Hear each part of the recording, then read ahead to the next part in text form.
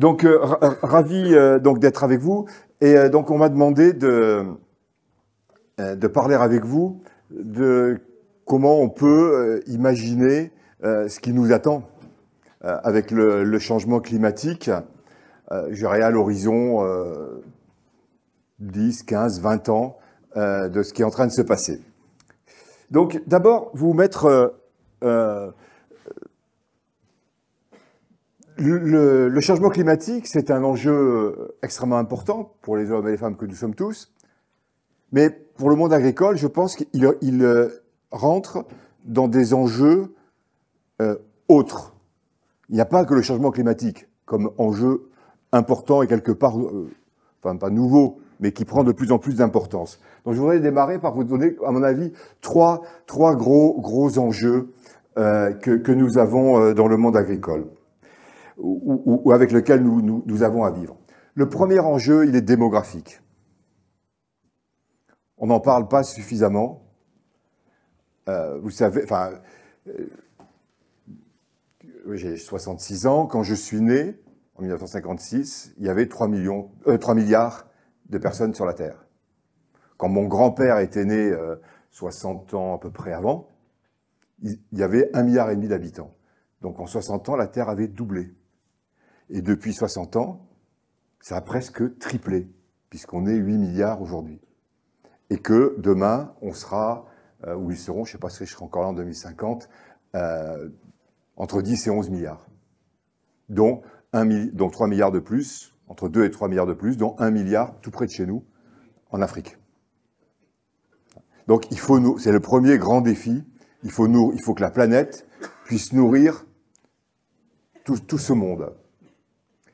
Mais ce n'est pas le seul, parce que si on regarde chez nous, et ça on en parle très peu, en Europe, la demande alimentaire va baisser, et assez sensiblement. Il y a aujourd'hui en Europe, dans l'Union européenne, 1,5 enfants par femme. Vous savez qu'il faut qu'on ait un peu plus de 2 pour le renouvellement.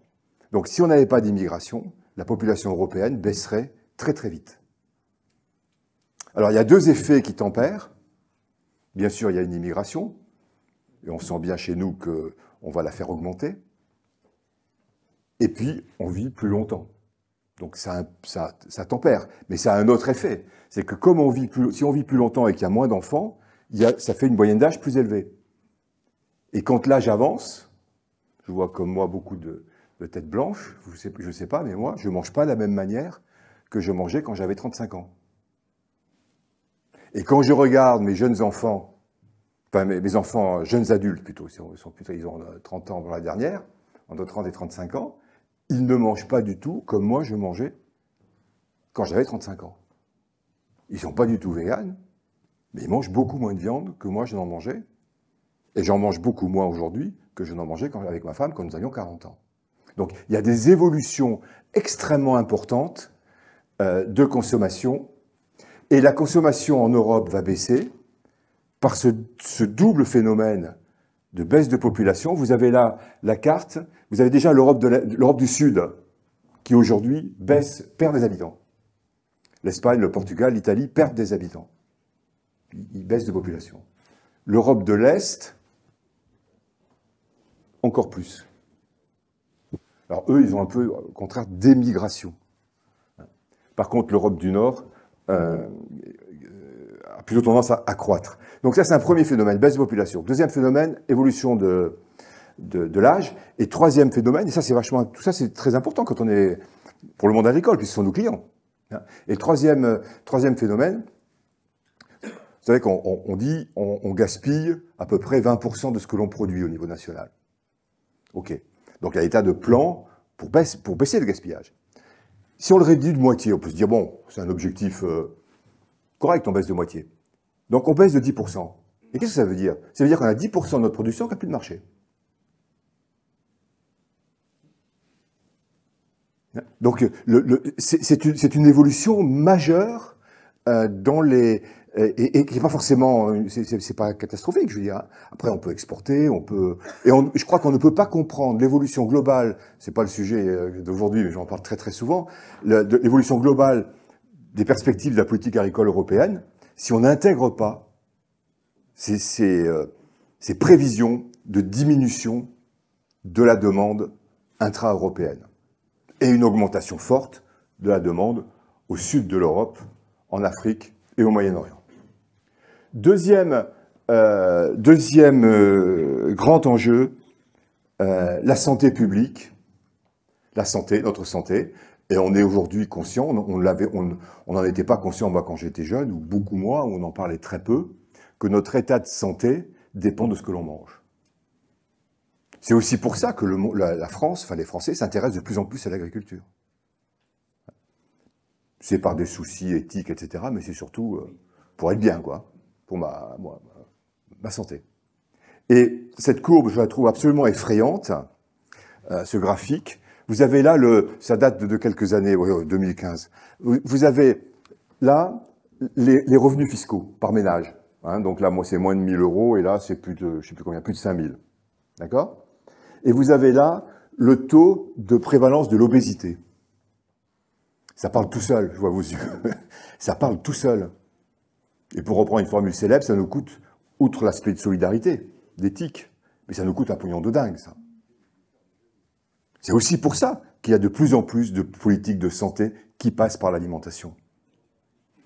Vous voyez que c'est un cas d'école. Hein. Le taux d'obésité diminue quand le revenu augmente, et en général quand le niveau de culture et d'éducation augmente. Mais ce qui est encore plus effrayant, c'est que si vous regardez les petits bâtons là,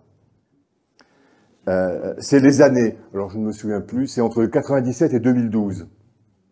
Et vous remarquez que non seulement les gens de conditions modestes ont un taux de prévalence de l'obésité beaucoup plus fort, et qu'en plus il augmente fortement.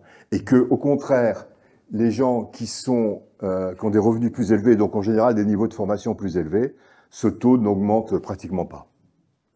Donc le phénomène s'accélère. Je prends un peu de temps, c'est pas vraiment le sujet du changement climatique, mais c'est aussi un des vecteurs de plus en plus forts de la politique alimentaire et donc de la politique agricole, de prendre ça en compte. Et c'est pour ça qu'on nous dit, je sais plus, c'est 5 légumes par jour, 5 fruits et légumes par jour, et on va en parler de plus en plus, parce que derrière, c'est les comptes de la nation, c'est les comptes de la Sécu, c'est tout ça. Et donc tout ça, bien sûr, ce que je vous disais, hein, ça réduit les marchés, on a des consommateurs plus âgés, et donc ça va modifier les politiques publiques. C'est en train de les modifier, et dans le Green Deal, c'est un des éléments. Le Green Deal, on parle beaucoup de l'environnement, mais dans le Green Deal, il y a énormément de préoccupations de santé publique, dans la partie agricole. Et pas que agricole, hein, dans la partie agroalimentaire. Et enfin, le troisième grand driver, de celui dont on va parler beaucoup ce soir, c'est la question du climat. Alors, la question du climat, c'est principalement, vous le savez, du changement climatique, c'est le gaz à effet de serre. Enfin, ce sont les gaz à effet de serre. C'est-à-dire ces gaz qu'on émet, qui se stockent, qui s'accumulent dans la haute atmosphère, et qui font que les rayonnements qui repartent de la Terre, quand ils arrivent sur ce barrage, redescendent. D'où l'effet de serre. Hein. Et les gaz à effet de serre, principalement, qu'est-ce que c'est? Alors, on parle beaucoup du CO2, du gaz carbonique. Mais le plus gros gaz à effet de serre, c'est la vapeur d'eau. On n'en parle jamais parce qu'elle n'est pas problématique, parce qu'elle ne reste pas. Mais la plus grosse émission qu'on ait de gaz à effet de serre, c'est la vapeur d'eau. Mais elle reste pas, donc elle n'est pas dangereuse. Le CO2 reste. Le deuxième, enfin, ils sont pas dans l'ordre, hein, mais le deuxième, c'est le protoxyde d'azote. Et le troisième, c'est le méthane. Et le quatrième, c'est les gaz fluorés. Ce qui nous avait fait, pour vous en souvenir, il y a 15 ou 20 ans, quand on parlait du trou dans la couche d'ozone. Hein, c'était ces gaz-là. Donc, voilà la préoccupation centrale, c'est ces trois gaz à effet de serre. Et c'est ça qui va, comment dire, entraîner tout un tas d'évolutions que nous avons à faire dans l'agriculture et je vais essayer de vous expliquer. Vous en connaissez une partie, peut-être tout, mais je vais essayer de le mettre en cohérence. Au niveau national, et c'est à peu près vrai dans l'Europe, je dis au niveau national, au niveau de la France, on a un quart des gaz à effet de serre des Français qui passent par l'assiette. Donc c'est énorme. Un quart. C'est plus que ce qu'on dépense dans les transports. Enfin, ce qu'on dépense. Le lapsus est révélateur, parce que finalement, on parle de budget carbone. C'est plus que ce que l'on émet dans les transports. Et sur ces 25% qui passent par l'assiette, il y en a à peu près les 2/3, donc 20% du total, qui est la production agricole. Contrairement à ce qu'on peut penser, la transformation, les transports, les camions qui transportent la marchandise, votre voiture quand vous allez dans les grandes surfaces, votre frigo, votre congélateur, enfin tout ce qui sert autour de l'alimentation, ça fait que 5%. 20%, c'est dans les exploitations agricoles, c'est la production agricole. Ce qui explique aussi que les grands groupes agroalimentaires, je pense notamment à... Je connais particulièrement bien la production laitière, puisque je viens de Normandie. J'ai longtemps travaillé dans la Manche, premier département laitier de France. Nestlé et Danone s'intéressent énormément à la production agricole. À l'Académie, nous avons rencontré la direction de l'innovation de Nestlé en Suisse, là, au début de l'été. On y a passé une journée complète avec eux pour comprendre ce qu'ils étaient en train de faire. Nestlé investit partout dans le monde dans des conseillers agricoles. En France, ils n'investissent pas dans les conseillers agricoles, mais ils financent des conseillers d'organismes ou des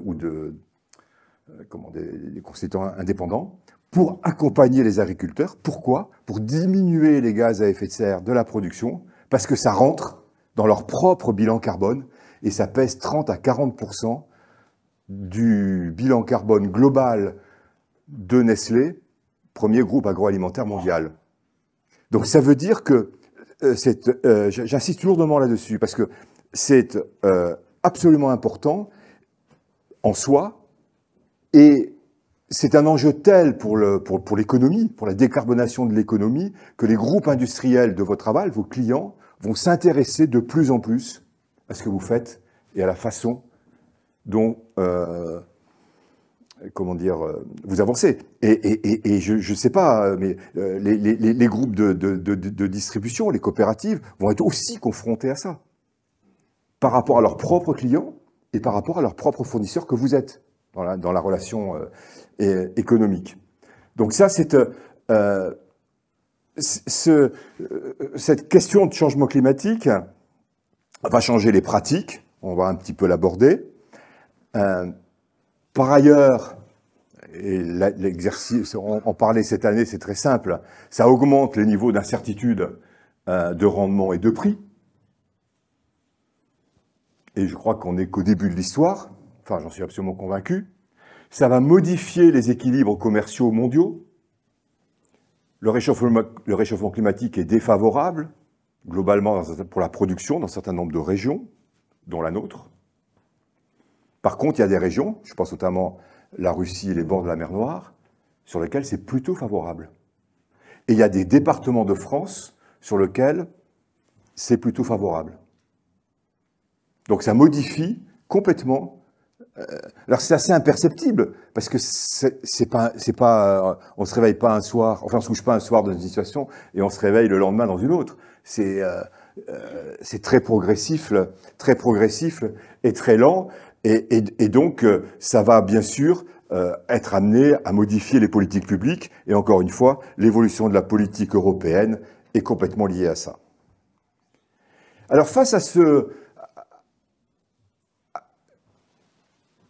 je dirais, ces bouleversements qu'on avait, moi, depuis 40 ans que je travaille dans le monde agricole, je ne suis pas de famille agricole, depuis 40 ans que je travaille dans le monde agricole, des bouleversements de cette nature-là, on n'en a pas vraiment connu, aussi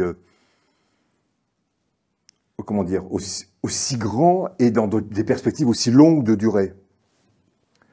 Donc, face à ça, on a plein d'attitudes possibles. Après, on va rentrer plus dans le changement. On a plein d'attitudes possibles. Et on voit bien, vous le percevez bien, peut-être dans le quotidien dans vos villages, ou quand vous regardez la radio, etc. Il y a des tensions qui sont en train de monter par rapport à ces questions-là. Il y a les bagarres sur l'eau. Alors peut-être moins chez vous, je ne sais pas bien, parce que c'est plus historiquement ancré chez vous, cette question de l'eau. Puis vous avez les équipements, le canal et le Baronne, et tout ça, c'est ancien. Mais vous avez tous, comme moi, écouté ce qui se passe en Poitou-Charentes. Donc c'est des tensions très fortes. Il y a des tensions très fortes chez les jeunes qui nous reprochent de bousiller leur avenir, ou qui se disent on ne veut pas aller dans le chemin que vous nous avez préparé. Alors quand on est jeune, on a tous voulu faire la révolution. Mais là, c'est sur ces questions-là. Et en plus, ils font la révolution où ils se mettent à côté. Et donc, on a plein d'attitudes possibles. Et dans notre culture française, on aime bien aller contre. Dire non. On voit bien qu'il y a un chemin, et ça nous embête un peu, et on a plutôt tendance à dire non. Pourquoi on veut dire non? Parce qu'on dit, on dit non, comme ça l'État va nous aider un peu plus.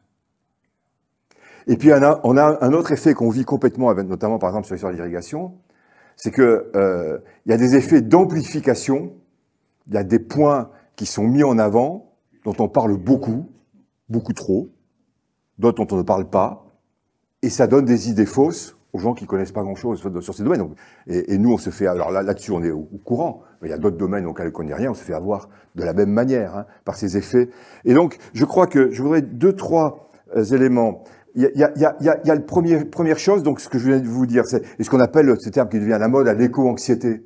Il y a ce qu'on lit, il y a beaucoup de jeunes aujourd'hui qui se disent, je ne vais pas avoir d'enfants, parce que le monde va être trop...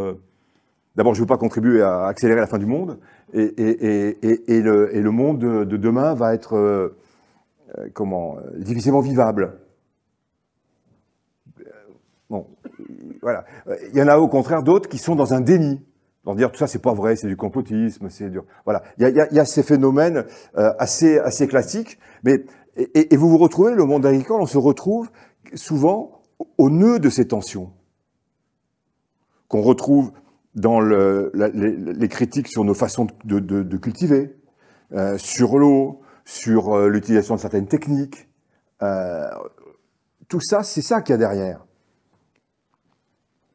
Il y a aussi ce réflexe qui est de dire, de toute façon, si la France, si l'Europe fait quelque chose, de toute façon, ça sert à rien, c'est trop tard, c'est foutu. Enfin bon, il y a une espèce de défaitisme. Et là, je voudrais vous montrer, je ne sais pas s'il y a voilà, il y aura un peu rouge, voilà. Vous avez là, sur 20 ans, plus que ça, sur 25 ans, c'est les chiffres officiels du ministère de l'Environnement, sur 25 ans, vous avez là le produit intérieur brut de la France, donc là c'est l'année 2020 avec le confinement, et là vous avez notre empreinte CO2, CH4, N2O. Donc notre PIB a cru de 25% en 25 ans, et nos émissions ont baissé de 20%. On n'a pas conscience de ça. Donc, on n'est pas dans un chemin forcément absolument catastrophique. Le monde l'agriculture a un tout petit peu baissé, très peu, un tout petit peu. C'est lié à la diminution du nombre d'animaux. Donc, c'est pas forcément une bonne raison. C'est pas nos pratiques qui ont changé. C'est la diminution de l'élevage. Le gros de la baisse, c'est l'industrie. C'est l'industrie et ça commence l'industrie du transport, enfin le transport. L'autre chose qu'on entend souvent dire, les Américains, enfin pourquoi on se bousculerait au niveau de l'Europe? Les Américains foutent rien. Alors, Trump qui contestait, vous vous rappelez. Et puis de toute façon c'est les Chinois, puisque dès qu'il y a un truc dans le monde qui ne va pas, c'est les Chinois. Quoi. Bon, les Chinois ou les Brésiliens quand c'est de l'agriculture ou voilà.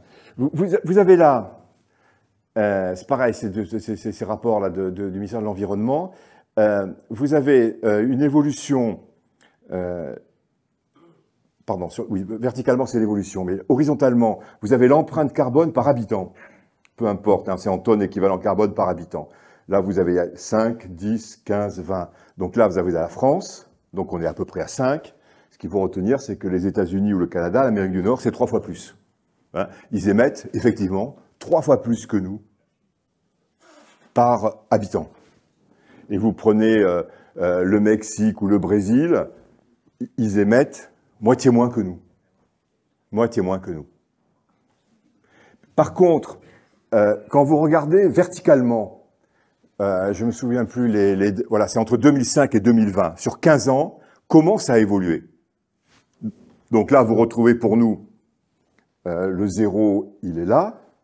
Donc vous avez la baisse des émissions par habitant. Alors, vous ne retrouvez pas le chiffre de 20%, parce que la population a augmenté. Hein, et quand on divise par habitant, ça fait plus. Et les Américains, dont on dit qu'ils ne font rien, en proportion, ils ont baissé autant que nous.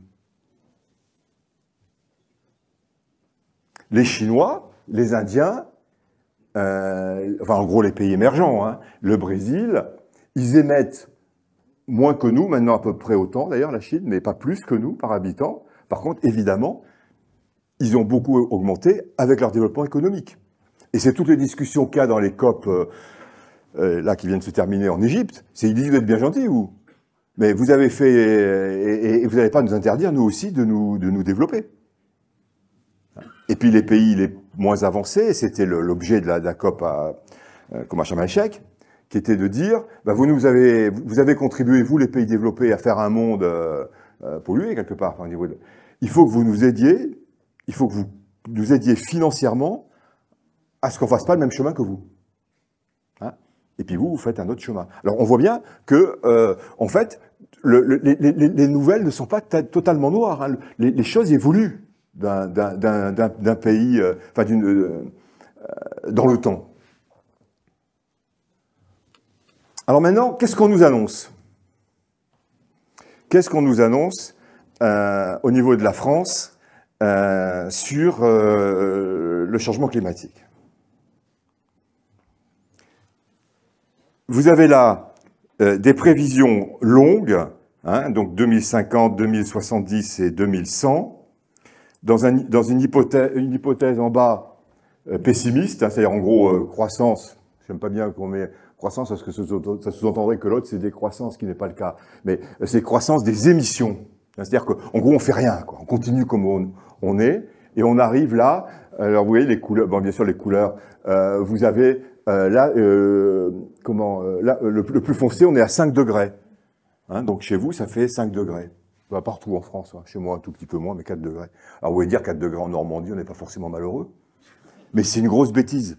Parce que c'est 4 degrés ou 5 degrés en moyenne sur l'année.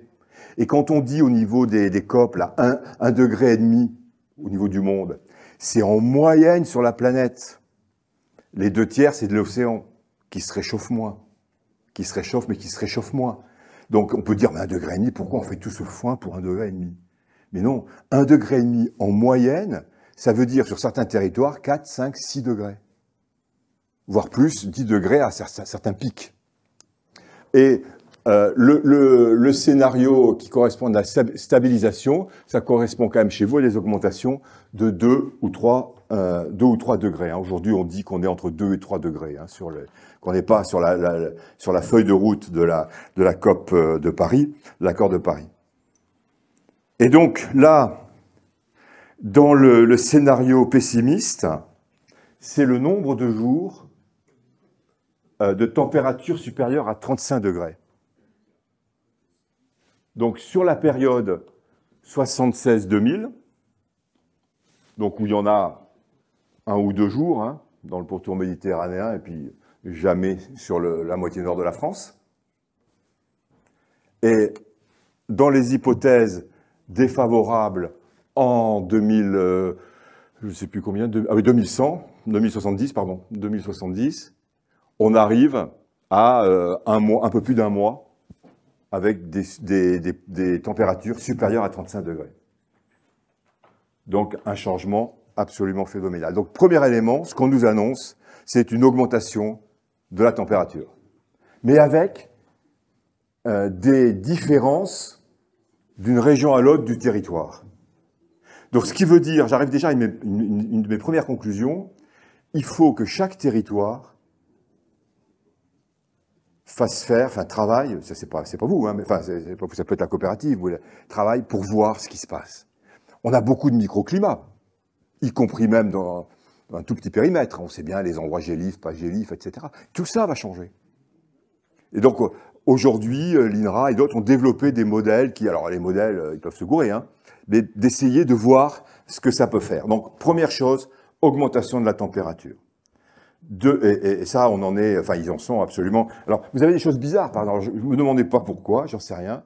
Pourquoi là, on pourrait tout Charente au milieu, là, il y a une zone où ça va vachement augmenter.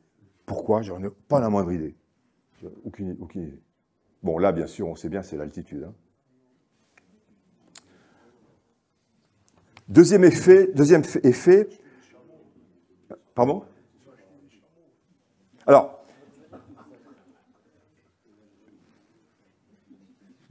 c'est peut-être pas que con.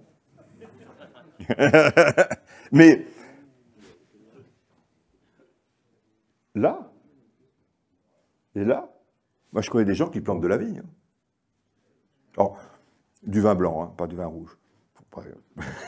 mais je suis bordelais d'origine, donc ça me parle le vin. Mais non, mais j'ai assisté à des petites vendanges hein, dans le. Bon, alors oui, des orangers, des citronniers, je ne sais pas. Mais vous allez voir tout à l'heure, je vais vous montrer un truc. Et donc là, maintenant, c'est la pluie. Les eaux, enfin la pluie. Vous avez là, c'est les prévisions, je ne sais plus l'échéance. C'est là, en moyenne annuelle. Donc vous voyez que quand c'est bleu, c'est qu'il va pleuvoir plus. Donc ça ne veut pas dire qu'il va pleuvoir moins partout. Et quand c'est plutôt rouge, c'est que les pluies vont baisser. Et donc, ce qu'on nous dit en France, c'est que grosso modo, pour nous, ça ne change pas. Enfin, ça ne change pas. Le volume total ne change pas. Ça, c'est majeur pour l'agriculture. Et vous avez là l'été.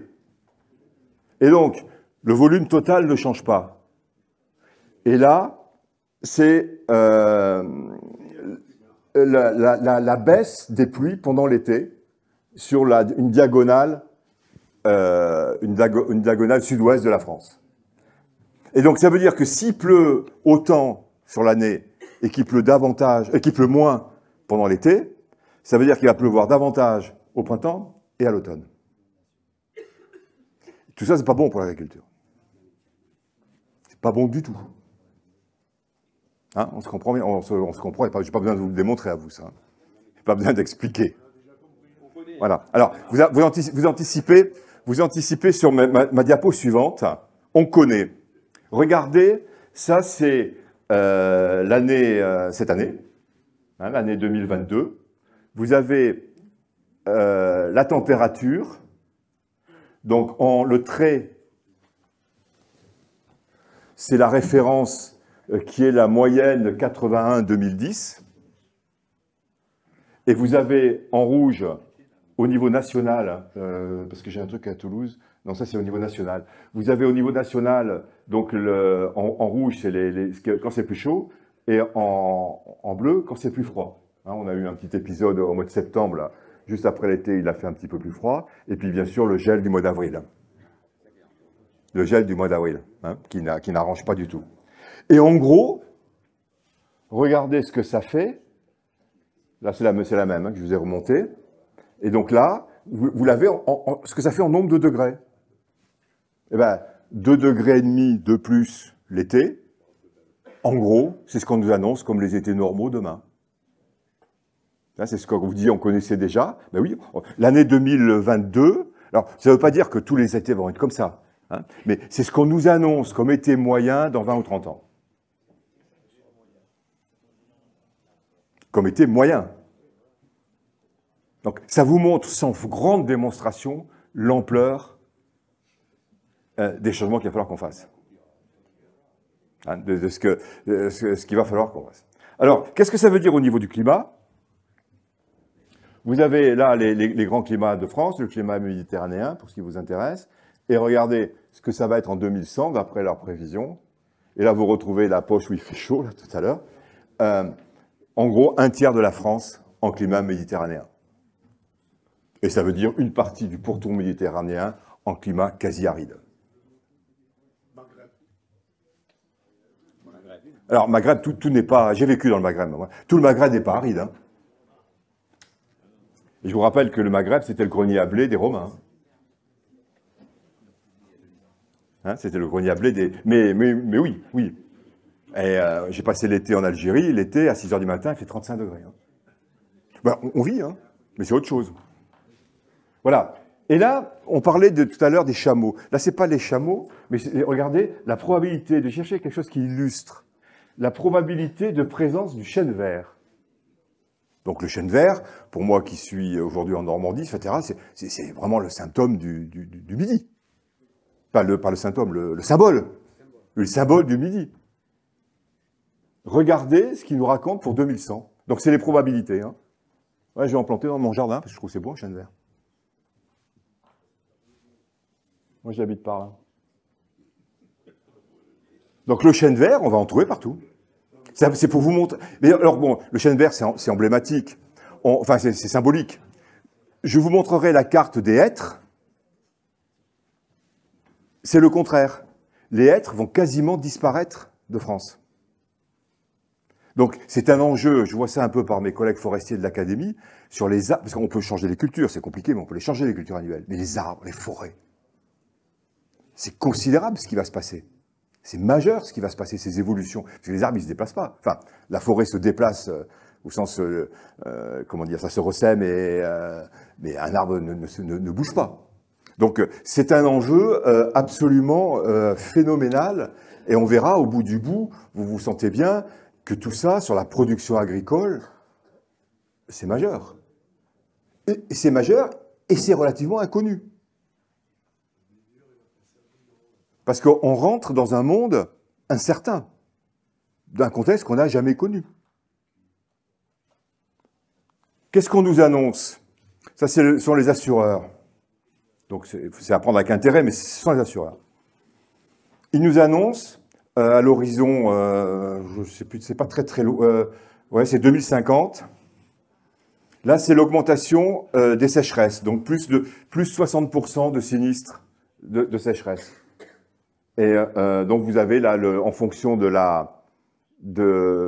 c'est la carte des dommages. Hein, donc on voit bien que la façade atlantique, l'augmentation n'est pas énorme. Par contre, chez vous, il y a déjà la sécheresse. Mais là, c'est la sécheresse sans correction par l'irrigation. Hein. C'est la sécheresse de la pluie, quoi. Hein. Donc quand il y a les équipements, ça se fait autrement.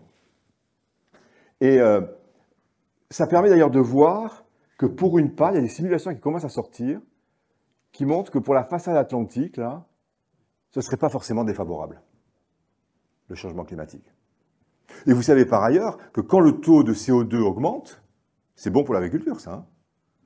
Dans les serres, on met du CO2, hein, pour activer la photosynthèse. Hein. Donc, toute médaille a son revers, où tout n'est jamais noir. On parle beaucoup de la sécheresse. Attention, et à Nîmes, ça en parle particulièrement, l'autre effet, c'est le contraire. C'est les excès d'eau à certains moments. Et donc, c'est l'augmentation des risques d'inondation par submersion. Par débordement. Pas par submersion, par débordement des rivières. Ben oui, la même quantité d'eau, il en tombe moins l'été, il fait plus, donc il y a plus de sécheresse. Mais ça tombe, enfin, les épisodes cévenols seront plus fréquents.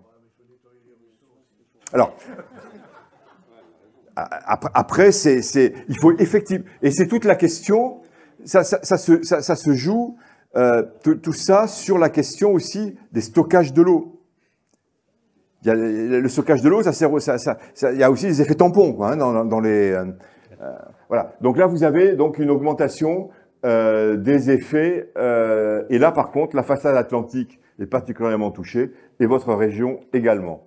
Et enfin, le dernier élément dont on parle quasiment jamais, mais vous, je pense que vous en parlez un peu par ici.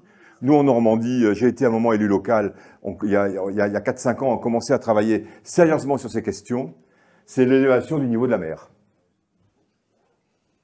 Vous avez là les prévisions, donc là, 2000-2020, d'augmentation du niveau de la mer, en gros, entre 50 cm et 1 mètre.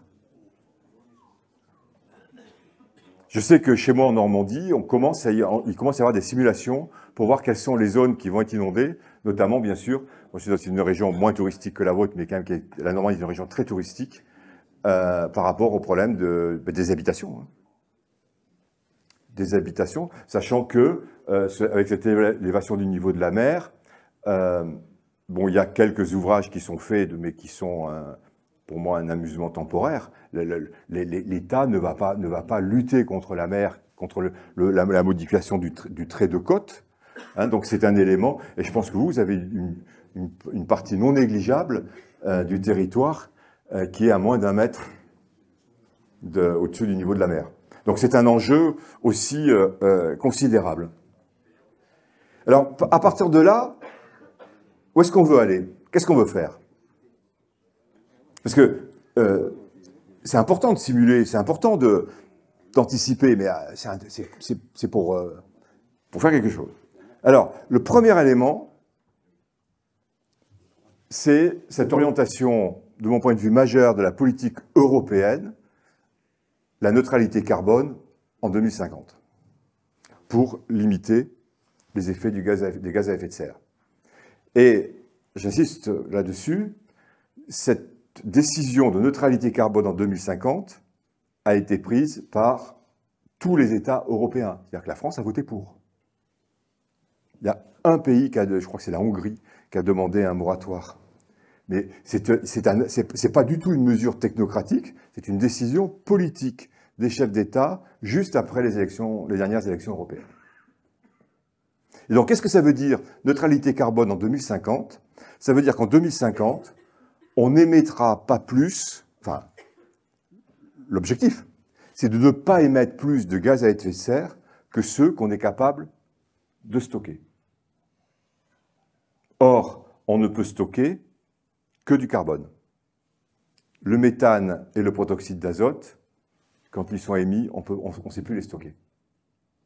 On peut les stocker, la méthanisation, on stocke dans les réservoirs, hein, mais quand ça part dans l'atmosphère, on ne sait plus les stocker.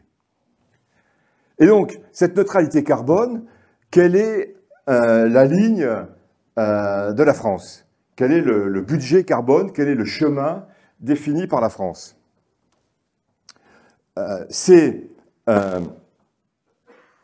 Vous avez nos émissions, là, ce que je vous montrais qui baisse. Vous voyez la pente.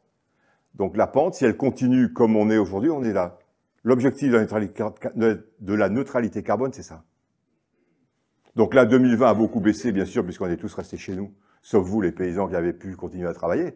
Mais autrement, toute l'activité s'est arrêtée, et donc les émissions ont considérablement baissé. Mais voilà le chemin pour 2030. Qu'est-ce que ça veut dire? Vous avez là les émissions de carbone, d'équivalent carbone, pardon, sur les 30 dernières années. Là, on est à 0, donc ça, c'est les émissions, et ça, c'est le stockage. Donc le stockage, c'est le carbone par la forêt et par le sol. Vous voyez d'ailleurs que le stockage a tendance plutôt à diminuer. Et donc là, vous avez la baisse importante qui est en violet, c'est l'industrie, ce que je vous disais. L'agriculture, on a un peu baissé, mais pas beaucoup. Les transports, on n'a pratiquement pas baissé. Et l'énergie, on a un peu baissé. Quel est le chemin d'ici 2050? On est en 2050, vous voyez que ce qui est en dessous est égal à ce qui est en dessus. C'est-à-dire que ce qu'on émet correspond à ce qu'on est capable de stocker. Je ne sais pas si vous mesurez l'importance, l'impact que ça va avoir pour chacun d'entre nous. Regardez, ce qui est en jaune, c'est le résidentiel. regardez, vous imaginez les efforts de politique publique qu'il va y avoir pour nous obliger à travailler l'isolation de nos logements. C'est phénoménal. Vous avez la même chose sur les transports. La décision a été prise d'interdire la commercialisation des moteurs thermiques à partir de 2035. C'est ça, c'est ça, c'est ça, c'est le sens. Hein, on peut remettre les chevaux et les chameaux. Et les chameaux. Voilà. Et alors pour l'agriculture, vous remarquerez que l'agriculture sera un des seuls secteurs qui sera autorisé à continuer à émettre. Parce que bien sûr, on ne peut pas élever des vaches sans émettre du CH4. Voilà. Et donc, par contre, ça veut dire que pour l'agriculture, la tendance, la ligne, c'est qu'il faut diviser par 2 les émissions agricoles. Si ce n'est pas les neutraliser, c'est diviser par 2. Et qu'est-ce que c'est que les émissions agricoles de gaz à effet de serre, concrètement? En gros, c'est le méthane des ruminants et le protoxyde d'azote de la fertilisation azotée. De la fertilisation azotée. Tu vois, monsieur qui fait... Voilà. Donc, il va y avoir énormément d'actions sur la fertilisation azotée.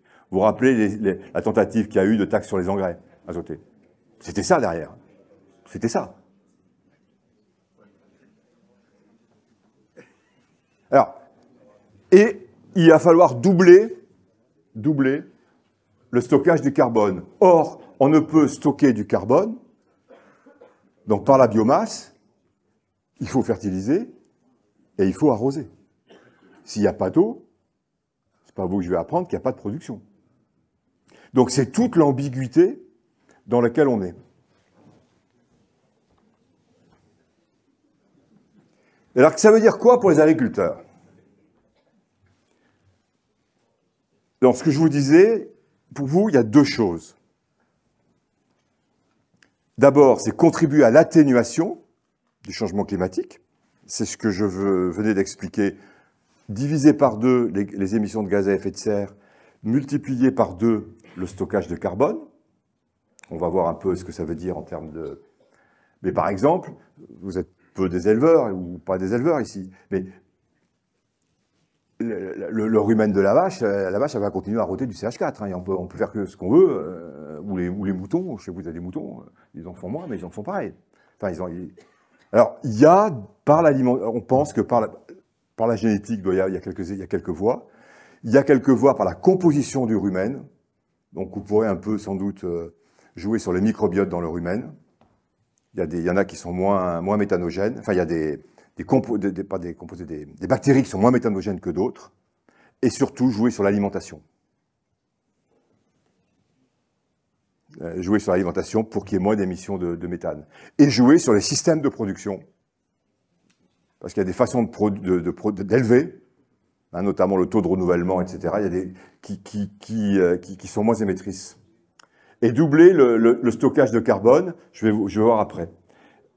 Et l'autre voie, enfin l'autre contrainte que vous avez, et ça vous en êtes, autant la première, vous n'en êtes peut-être pas intégré, l'autre, c'est bien sûr la nécessité de s'adapter. On ne va pas pouvoir continuer à faire les mêmes productions de la même manière avec moins d'eau et plus de température, donc plus d'évapotranspiration, des cycles de l'eau raccourcis, enfin accélérés. On ne peut pas fonctionner de la même manière. Donc c'est ces 2 aspects-là. À la fois amortir et ralentir le changement climatique, et d'autre part, s'adapter. On a une chance, me semble-t-il, c'est qu'il y a une cohérence entre les évolutions, que je vais expliquer rapidement, les grands axes liés au changement climatique, et en même temps, ce que demande le consommateur par rapport à sa consommation. Ce n'est pas contradictoire. On sait qu'un des éléments pour le changement climatique se joue en élevage. Le consommateur change sa pratique par rapport aux animaux. Ça ne nous amuse pas du tout. Ça nous emmerde terriblement dans le monde agricole. Mais c'est cohérent les 2. Ça marche globalement ensemble. Une des façons de jouer par rapport à la fertilisation azotée, donc les protoxydes d'azote, ce sont les légumineuses. Production pour les animaux, production pour nous, alimentaire. Et ça correspond aux besoins des consommateurs qui veulent manger moins de protéines animales et davantage de protéines végétales. Donc tout ça, on a cette chance que c'est cohérent. Je vous dirai après qu'il y a des choses qui ne sont pas cohérentes, qui sont plus inquiétantes. Mais de ce point de vue-là, on a plutôt une cohérence. Alors, les grands axes, ben ça va être à vous de les trouver, parce que le chemin, on est dans un monde d'incertain. Et on ne connaît pas, il y a beaucoup de travaux qui sont faits, mais on n'a pas encore les chemins. Et il y a des choses à expérimenter. Et vous, en tant qu'individu, vous, en tant que coopérative, vous avez un rôle central. Il y a un premier axe, ce que j'ai appelé des principes globaux, qui est en gros l'agroécologie, pour faire simple. Donc la direction, on la connaît. Le Green Deal, la direction, c'est ça. Alors on dit partout, ben oui, on ne sait pas où on va. Si, on le sait. C'est comme en 92, on disait on ne sait pas où on va, on savait très bien où on allait. C'était l'ouverture sur les marchés. On n'en voulait pas, ça nous cassait les pieds, mais on savait très bien. Et bien là, on a le même phénomène. On sait très bien où on va vers une agriculture moins chimique, qui utilise beaucoup plus les processus biologiques. Je ne suis pas en train de dire l'agriculture biologique généralisée, mais qui utilise et qui intensifie les processus biologiques à notre profit. Donc, en gros, c'est l'agroécologie, avec cette idée d'une couverture permanente des sols. Alors, je vous ai mis des photos, là, ça vous... une couverture permanente des sols, ce qui permet d'augmenter la biomasse et donc d'augmenter le stockage dans le carbone et en même temps de jouer sur la vie microbienne. Moins travailler le sol, c'est toujours la même histoire par rapport au microbiote du sol, en faisant attention au rapport C/N, parce que pas se faire piéger avec la soif d'azote. Et c'est, à mon avis, la grosse évolution, les arboriculteurs ont déjà travaillé là-dessus, la grosse évolution, c'est d'utiliser davantage les régulations naturelles. Vous n'êtes pas concernés, mais tous les travaux qui sont faits actuellement sur la betterave avec l'histoire des néonicotinoïdes, ils travaillent, ils sont en train de trouver des voies combinées, parce qu'il n'y a aucune solution pour remplacer les néonicotinoïdes, si ce n'est des combinaisons d'actes techniques différents, dont ces phénomènes de régulation naturelle. La deuxième chose, c'est de rentrer dans des logiques d'adaptation. Et c'est là que le service agronomique d'Artéris, j'imagine que vous avez un service agronomique, je ne sais pas comment vous l'appelez, mais il y a un service agronomique avec vous, c'est là qu'il y a des chemins à imaginer, parce qu'on est vraiment dans la dimension des prototypages et des innovations. Donc ça demande beaucoup d'investissement en recherche et développement. L'adaptation, il y a des équilibres qui vont changer entre les cultures d'été et les cultures de printemps. Il y a des stratégies d'évitement et de raccourcissement ou de rallongement de cycle suivant comment on s'y prend par rapport au changement que je vous ai montré de la pluie et de la température. Ça va jouer sur les dates de semis, c'est clair. Ça va jouer sur le moyen terme sur les variétés. Peut-être, enfin sur les variétés des cultivars, peut-être sur les espèces, même certainement sur les espèces. Il va y avoir des déplacements d'espèces. Peut-être des nouvelles espèces, ou des espèces nouvellement introduites. Ce qui est sûr, c'est qu'il y aura de nouveaux parasites. Parce que les parasites voyagent, avec la température, ils voyagent, c'est clair. Puis nous, comme on voyage de plus en plus, on les transporte. Voilà. Donc, donc tout ça, ça demande de votre part des logiques d'adaptation. Et le début la logique d'adaptation, c'est de la technique, c'est de la recherche, mais c'est avant tout un état d'esprit et une volonté. Et ce n'est pas le plus simple. Il y a ensuite des logiques de protection. C'est là que c'est moins cohérent, enfin, il y a la question du coût. Parce que généralement, ça se traduit par une augmentation des coûts de production. Des logiques de protection contre le gel, contre la grêle, contre peut-être des ombrières. Alors là, c'est un coût, mais c'est aussi un produit. L'irrigation, c'est une protection. Donc il y a des logiques de protection et bien sûr des logiques d'assurance. J'imagine que vous avez tous souscrit une assurance récolte. Voilà, c'est un enjeu, même si l'assurance ne couvre pas. C'est toute l'histoire de la moyenne olympique. L'assurance ne va pas continuer à payer des zones où une production n'est plus possible. C'est pas le rôle de l'assurance. Donc l'assurance n'empêche pas l'adaptation. Elle joue sur un aléa instantané, mais elle ne joue pas sur une tendance lourde. Mais donc, des logiques, donc, comme je vous disais, d'adaptation, des logiques de protection. Je crois qu'il y a une énorme logique de recherche d'opportunités, parce que ça ouvre aussi des opportunités nouvelles. Le stockage du carbone permet des crédits carbone, dont je vous dis simplement que, bon, c'est pas encore... Enfin, ça commence. C'est pas mûr, ça va bouger, ça va bouger, ça va bouger. C'est pas stabilisé du tout encore. C'est pas pour autant qu'il faut attendre, hein, mais ça démarre. Ne vous mettez absolument pas dans l'idée que les crédits carbone sera une source de revenus. Ça finance une transition. Mais c'est pas un élément durable de revenus. Enfin, ça, c'est mon point de vue. C'est pas une vérité première, mais je crois qu'il faut le voir comme un financement de la transition, pas comme un... Pourquoi ? Parce qu'en fait, il y a des moments où on ne peut plus. Les agriculteurs qui sont pionniers, par exemple, en techniculture à simplifier, hein, alors, TCS, oui, enfin, agriculture de conservation des sols, parce que l'acronyme a changé. Aujourd'hui, les plus anciens qui font ça depuis 20 ou 25 ans, leur souci n'est plus du stockage additionnel. Ils ne peuvent plus. Leur souci, c'est de ne pas déstocker. En gros, le stockage dans le sol, c'est l'affaire d'une génération. Après, les sols, ils ne peuvent plus... on arrive à un maximum hein, dans le...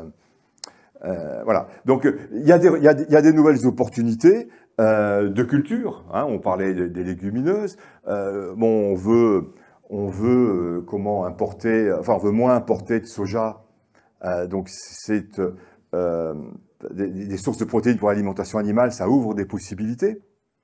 Je connais assez mal votre région, à part comme touriste, mais quand je vois qu'en Normandie, il y a des essais de soja, moi, ça me fait rire. Je veux dire, oui, en Normandie, la principale source de protéines que l'on a pour les animaux, c'est la prairie, qu'on n'exploite pas assez. C'est un trésor qu'on n'exploite pas assez. Ça ne sert à rien d'aller faire du soja, on a l'herbe, quoi. Et puis, on n'aura jamais des rendements de soja...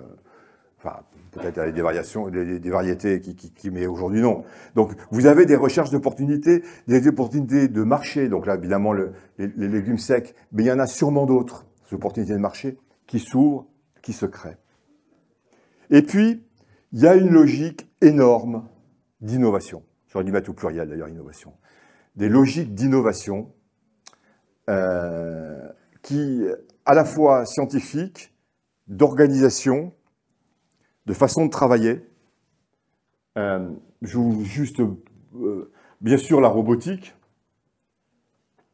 mais sur l'aspect plus scientifique, on sait aujourd'hui que le microbiote, vous savez tous qu'on a un microbiote dans notre estomac, enfin dans nos intestins, qu'on ne sait pas encore bien aujourd'hui nous soigner avec ça, mais c'est un des éléments de notre santé, c'est encore assez inconnu. Les animaux l'ont, ont la même chose. On ne sait pas vraiment encore comment le piloter par rapport à la santé et par rapport à la productivité de l'animal. Mais c'est des voies sur lesquelles la recherche travaille de plus en plus, parce que c'est des voies entre guillemets naturelles, enfin c'est des voies non chimiques pour avancer. Et on sait depuis 10-15 ans qu'il y a la même chose au niveau des végétaux. Alors dans le sol, bien sûr, dans la rhizosphère, la racine, mais aussi la tige et les feuilles, enfin l'appareil aérien, et aussi la graine. Les semenciers travaillent aujourd'hui au niveau des graines pour qu'il y ait des inoculums favorables. Le problème, c'est qu'on ne connaît pas encore bien tous ces écosystèmes. Mais on a des perspectives. Moi, je suis un agronome technique au départ. Hein. On a des perspectives assez importantes autour de la racine sur l'efficacité de l'alimentation de la plante, plus des éléments vraisemblablement de résistance au stress, à la sécheresse en gros. Enfin, il n'y a pas que celui-là, mais voilà, celui-là. Et on a des perspectives sur les feuilles et sur les tiges en protection phytosanitaire, en substitution à la chimie, dont on sait que la chimie, on va y recourir, on pourra de moins en moins y recourir. Et donc, ces stratégies d'innovation, ça ne se passe pas que dans les laboratoires. Ça se passe dans les laboratoires, c'est accompagné par les organismes tels que vos coopératives ou vos entreprises de collecte, et c'est aussi des agriculteurs qui pilotent des prototypes. Pour terminer, il me semble que dans tout ça, il y a une adaptation individuelle pilotée par chacun d'entre vous dans son entreprise, mais il y a aussi beaucoup d'adaptations portées collectivement. Alors là, j'ai fait un montage en mettant le logo Arteri sur une photo que j'ai piquée, je sais pas ce que c'est, vous ne reconnaissez pas les gens, cherchez pas, c'est un bidouillage. Mais c'est pour montrer que le collectif qui est Arteri, ça a un rôle important là-dessus, mais également territorialement, enfin, au niveau des territoires, avec les collectivités, etc., par rapport aux spécificités du changement climatique dans chacun des territoires. Et par ailleurs, vous savez que l'alimentation, enfin, on parle des programmes alimentaires territorialisés, les programmes alimentaires vont être de plus territorialisés. Et c'est là qu'on a un problème de cohérence, c'est comment faire avancer en même temps, et là je trouve que c'est plus inquiétant, comment faire avancer en même temps par rapport à ces questions de changement climatique, vos pratiques, d'abord avant même la science qui vous amène, parce que je pense qu'il y a beaucoup de solutions qui vont arriver par la science, à quelle vitesse ça va aller, à quelle vitesse vous allez les mettre en œuvre, à quelle vitesse le consommateur va adapter ses comportements alimentaires de manière cohérente avec ces questions de changement climatique, et à quelle vitesse et de quelle manière tout ça va se coordonner avec l'action publique. Et on vit quelque chose, à mon avis, d'unique en ce moment. On dit souvent que l'action publique est en retard sur la vie. Ils sont toujours à la traîne. Là, on a un cas d'inversion totale. C'est l'histoire du bio. Les objectifs nationaux ou européens du bio, sur ce coup-là, l'action publique est en avance sur le marché. On voit bien que le marché ne suit pas. Vous l'évoquiez, le peu où j'ai pu assister à votre AG, vous l'évoquiez. Alors, c'est une complexité absolue, parce que la consommation de bio baisse. La part du bio dans la consommation baisse un tout petit peu, mais depuis très peu de temps. Ce qui est très inquiétant, c'est que c'est la consommation globale qui baisse. Et c'est complètement cohérent avec ce que je vous ai raconté au tout début. Alors on ne sait pas si c'est encore cet effet de vieillissement qu'on commence à voir, si c'est l'effet du poids de la restauration collective qui augmente de plus en plus, mais en tout cas, on a des inversions. Et donc, comment tout ça va se coller, comment tout ça va s'articuler au niveau des prix, puisqu'il y a forcément une augmentation des coûts, du moins dans un premier temps. Or, vous savez peut-être qu'il y a 9 millions de Français qui ont recours à l'aide alimentaire tous les mois.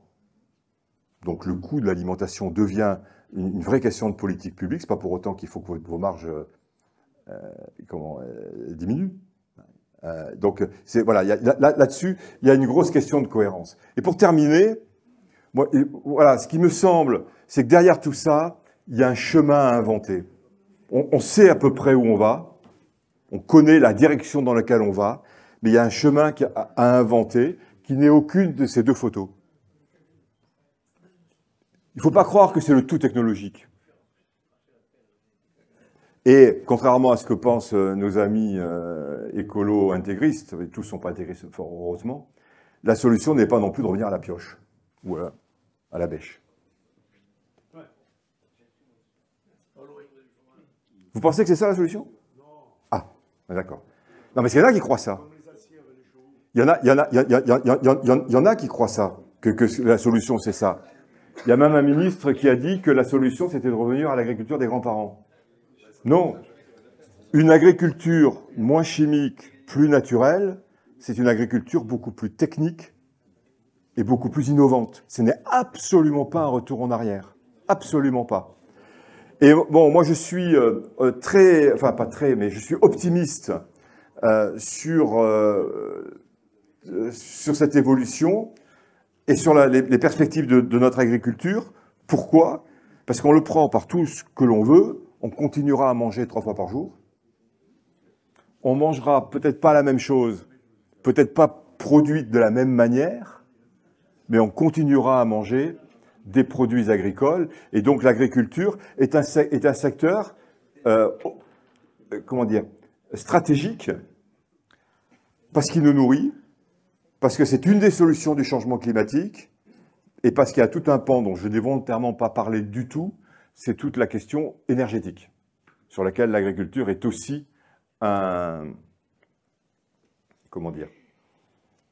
Dans la mesure où on a moins de besoins alimentaires, puisque les demandes vont baisser sur les 30 ans qui viennent, on peut se poser la question, est-ce qu'il n'y a pas une partie de nos surfaces qui peuvent servir à faire de l'énergie? Les couverts permanents, l'interculture ou le crop relays peut servir aussi à être méthanisé, donc à produire de l'énergie. Donc pour moi, l'agriculture permet pas mal de réponses aux questions qui sont posées. Je vous remercie.